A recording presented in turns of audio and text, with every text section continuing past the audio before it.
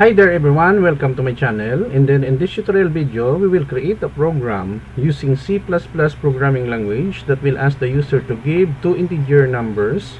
And then our program will check and determine which of the two given integer numbers has a bigger numerical value or they have the same numerical value. Before we continue, I would like to say thank you so much to all my viewers, silent viewers, supporters in my channel.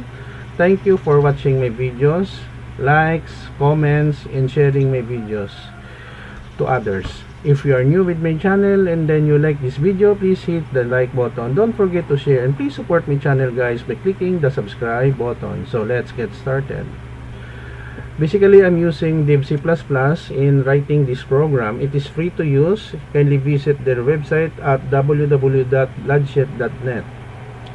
Okay, line number 1, we have your sharp include IOStream. In every C++ program, we are using this library file. IOStream stands for Input-Output Streaming Library File in C++, which allows us to use command.console.out, console.in, and other basic commands in C++. So line number 3, we have here a comment bigger between two numbers in C++. The slash asterisk is being borrowed in a C language. And then we have here line number 5 using namespace std. Int main, it is the starting point in line number 7 of C++ execution and ending. And then we have here begin. And then I have declared two integer variables, letter A and letter B, which I initialize to 0. If you're wondering why we initialize our variable A and B to 0, is that if we don't initialize this variable to 0, there are some instances that when we run our program, it generates a wrong output, which we are trying to avoid.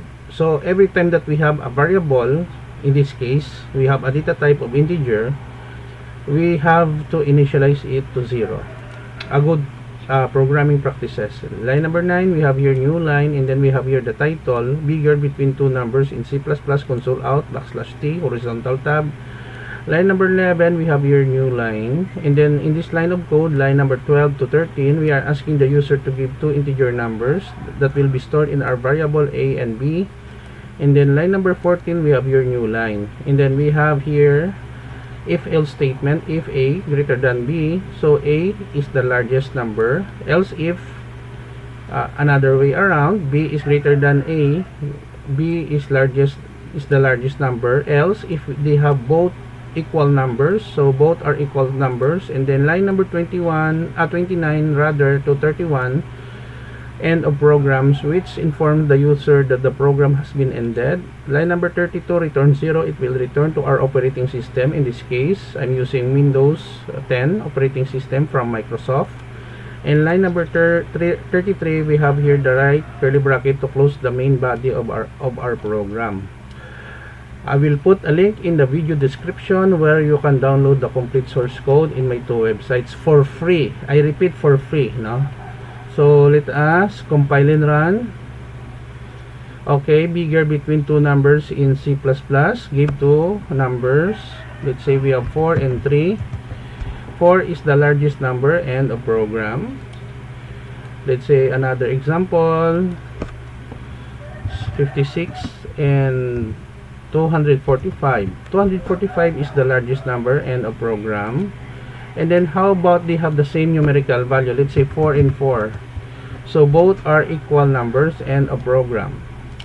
Okay guys, so this is the end of our tutorial video. I hope that you have learned something new in writing bigger between two numbers in C++. Thank you so much for watching and following my channel. Don't forget to like, share, and please support my channel guys by clicking the subscribe button if you're new. See you in the next video tutorial guys. This is your friend Jake saying bye bye for now.